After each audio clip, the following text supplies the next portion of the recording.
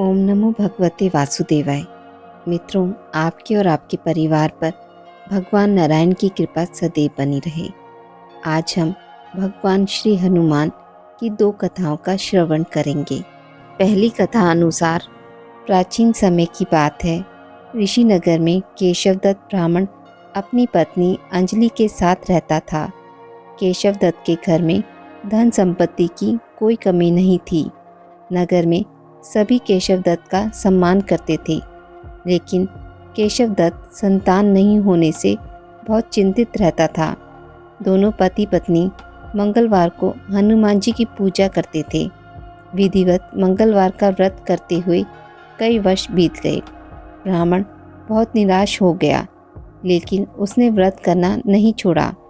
कुछ दिनों के बाद केशवदत्त हनुमान जी की पूजा करने के लिए जंगल में चला गया। उसकी पत्नी अंजलि घर में रहकर मंगलवार का व्रत करने लगी। दोनों पति पत्नी पुत्र प्राप्ति के लिए मंगलवार का विधिवत व्रत करने लगे। अंजलि ने अगले मंगलवार को व्रत किया, लेकिन किसी कारणवश उस दिन अंजलि हनुमान जी को भोग नहीं लगा सकी और उस दिन वह सूर्यास्त के बाद भूखी ही सो गई। अगले मंगलवार को हनुमान जी को भोग लगाए बिना उसने भोजन नहीं करने का प्रण किया। 6 दिन तक अंजलि भूखी प्यासी रही। 7वें दिन मंगलवार को अंजलि ने हनुमान जी की पूजा की, लेकिन तभी भूख प्यास के कारण अंजलि बेहोश हो गई। हनुमान जी ने उसे स्वप्न में दर्शन देते हुए कहा, उठो पुत्री, मैं तुम्हारी पूजा पाठ से बहुत प्रसन्न हूँ। तुम्हें सुंदर और सुयोग्य पुत्र होने का वर देता हूँ। यह कहकर हनुमान जी अंतर्ध्यान हो गए। तत्काल अंजलि ने उठकर हनुमान जी का भोग लगाया और स्वयं भोजन किया। हनुमान जी की अनुकंपा से अंजलि ने एक सुंदर पुत्र को जन्म दिया। मंगलवार को जन्म लेने के कारण उस बच्चे का नाम मंगल प्रसाद रखा गया। कुछ दिनों बाद अंजलि का पति केशवदत्त भी घर लौट आया। उसने मंगल को देखा तो अंजलि से पूछा, यह सुंदर बच्चा किसका है? अंजलि ने खुश होते हुए हनुमान जी के दर्शन देने और पुत्र प्राप्त होने का वरदान देने की सारी कथा सुना दी, लेकिन केशवदत्त को उसकी बातों पर विश्वास नहीं हुआ। उसके मन में पता नहीं कैसे यह कुत्सित विचार आया कि अंजलि ने उसके साथ विश्वासघात किया है। अपने पापों को छिपाने के लिए अंजलि झूठ बोल रही है। केशवदत्त ने उस बच्चे को मार डालने की योजना बनाई। एक दिन केशवदत्त स्नान के लिए कुएं पर गया। मंगल भी उसके साथ था। केशवदत्त ने मौका देखकर मंगल को कुएं में फेंक दिया और घर आकर बहाना बना दिया कि मंगल तो कुएं पर मेरे पास पहुंचा ही नहीं। केशवदत्त के इतने कहने के ठीक बाद मंगल दौड़ता हुआ घर लौट आया। केशवदत्त मंगल को देखकर बुरी तरह हैरान हो उठा। उसी रात हनुमान जी ने केशवदत्त को स्वप्न में दर्शन देते हुए कहा, तुम दोनों के मंगलवार व्रत करने से प्रसन्न होकर पुत्र जन्म का वर मैंने दिया था, फिर तुम अपनी पत्नी पर शक क्यों करते हो? उसी समय केशवदत्त ने अंजलि को जाकर उसे क्षमा मांगते हुए स्वप्न में हनुमान जी के दर्शन देने की सारी कहानी कह सुनाई। केशवदत्त ने अपने बेटे को हृदय से लगाकर बहुत प्यार किया। उस दिन के बाद सभी आनंद पूर्वक रहने लगे।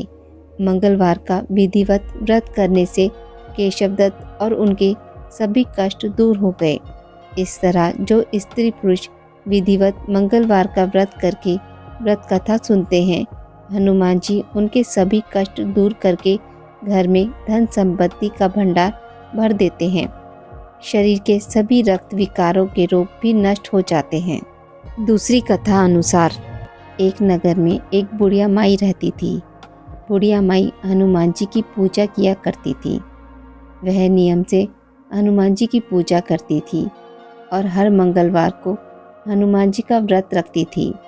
मीठा और पकवान बनाकर हनुमान जी को भोग लगाती थी। वो ना तो मंगलवार को मिट्टी खोदती थी और ना घर को लीपती थी। बुढ़िया माई के बेटे का जन्म मंगलवार के दिन हुआ था, इसलिए उसका नाम मंगलिया था। एक दिन हनुमान जी बुढ़िया माई की परीक्षा लेने के लिए मंगलवार के दिन एक साधु का भेष बनाकर बुढ़िया माई के घर आए और बोले कि है कोई हनुमान जी का भक्त जो मेरी इच्छा पूरी कर दे। साधु की आवाज़ सुनकर बुढ़िया माई बाहर आई और बोली कि हे महात्मा जी, आपको क्या चाहिए। साधु रूपी महात्मा जी बोले, मैं भूखा हूँ, भोजन बनाऊंगा, तुम अपना चूल्हा और आंगन लीप कर मुझे दे दो। बुढ़िया माई ने हाथ जोड़े और बोली, महाराज, मिट्टी खोदने और आंगन लीपने के अलावा आज आप जो भी आज्ञा देंगे वो मैं अवश्य मानूंगी। साधु रूपी हनुमान जी बोले कि आप पहले मुझे वचन दो कि मैं जो कहूँगा तुम वो ही करोगी। बुढ़िया माई ने वचन दे दिया। साधु बोला, तुम अब अपने बेटे को बुलाओ। इसके बाद बुढ़िया ने अपने बेटे को बुला दिया। साधु रूपी हनुमान जी बोले, अब इसे धरती पर औंधा लिटा दो, मैं इस पर ही भोजन बनाऊंगा। ऐसा सुनकर बुढ़िया माई के पैरों तले जमीन खिसक गई, परंतु वो तो साधु को वचन दे चुकी थी, इसलिए उन्होंने मंगलिया को साधु के हवाले कर दिया। परंतु हनुमान जी की परीक्षा अभी पूरी नहीं हुई थी। उन्होंने बुढ़िया माई को कहा कि अब इसकी पीठ पर मुझे आग जलाकर दो, जिस पर मैं भोजन बनाऊंगा। बुढ़िया माई अत्यंत दुखी हो गई और आग जलाकर वह रोती हुई अंदर चली गई। भोजन तब तैयार हो गया। तब साधु रूपी हनुमान जी बुढ़िया माई से बोले कि भोजन बन गया है, अब तुम अपने बेटे को बुला लो ताकि वो भी भोजन कर सके। बुढ़िया माई बोली, हे महाराज, आप मेरे दुखी मन को और मत दुखाइए।